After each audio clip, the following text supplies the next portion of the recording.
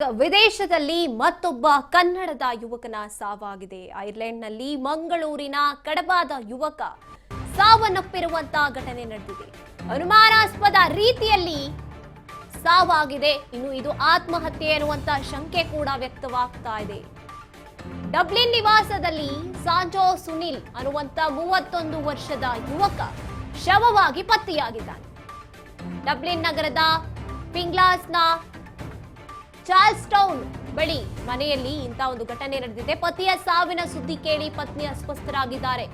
ಇನ್ನು ಆಸ್ಪತ್ರೆಗೆ ಅವನನ್ನ ದಾಖಲಿಸಲಾಗಿದೆ. ಡಬ್ಲಿನ್ ನಗರ ಪೊಲೀಸರಿಂದ ಸ್ಥಳ ಪರಿಶೀಲನೆ ತನಿಖೆ ಶುರುವಾಗಿದೆ.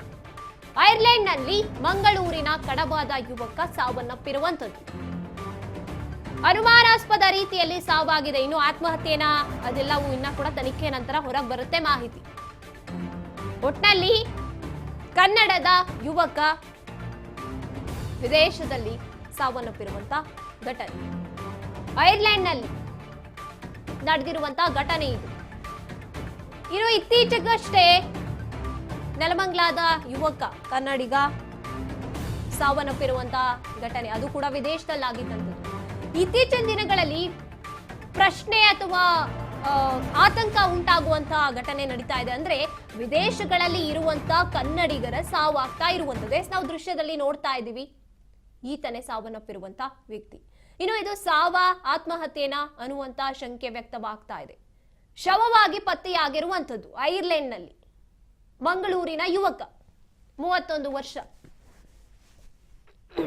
ಸಾಂಜೋ ಸುನಿಲ್ ಅನ್ನುವಂತ 31 ವರ್ಷದ ಯುವಕ ಸಾವನ್ನಪ್ಪಿರುವಂಥದ್ದು. ಡಬ್ಲಿನ್ ನಗರದ ಪಿಂಗ್ಲಾಸ್ನ ಚಾರ್ಲ್ಸ್ ಟೌನ್ ಬಳಿ ಮನೆಯಲ್ಲಿ ಶವವಾಗಿ ಪತ್ತೆಯಾಗಿರುವಂಥದ್ದು. ಪತಿಯ ಸಾವಿನ ಸುದ್ದಿ ಕೇಳಿ ಪತ್ನಿ ಅಸ್ವಸ್ಥರಾಗಿದ್ದಾರೆ.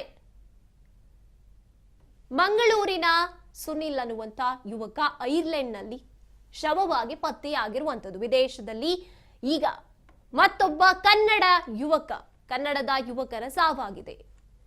ಮಂಗಳೂರಿನ ಕಡಬಾದ ಸುನಿಲ್ 31 ವರ್ಷದ ಯುವಕ, ಮದುವೆ ಕೂಡ ಆಗಿತ್ತು.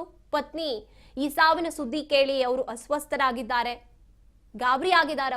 ಅವ್ರಿಗೆ ನಂಬೋಕ್ಕಾಗ್ತಿಲ್ಲ ಇದೆಲ್ಲವನ್ನ. ಯಾಕೆ ವಿದೇಶದಲ್ಲಿ ಇರುವಂತಹ ಕನ್ನಡಿಗರಿಗೆ ಇಂಥ ಪರಿಸ್ಥಿತಿ ಬರ್ತಾ ಇದೆ ಗೊತ್ತಿಲ್ಲ. ಏನ್ ನಡೀತಿದೆ ಅಲ್ಲಿ? ಟಾರ್ಗೆಟ್ ಆಗ್ತಿದಾರ ಅವರು? ಇದೆಲ್ಲವೂ ಕೂಡ ಪ್ರಶ್ನೆಯಾಗಿ ಕಾಡ್ತಾ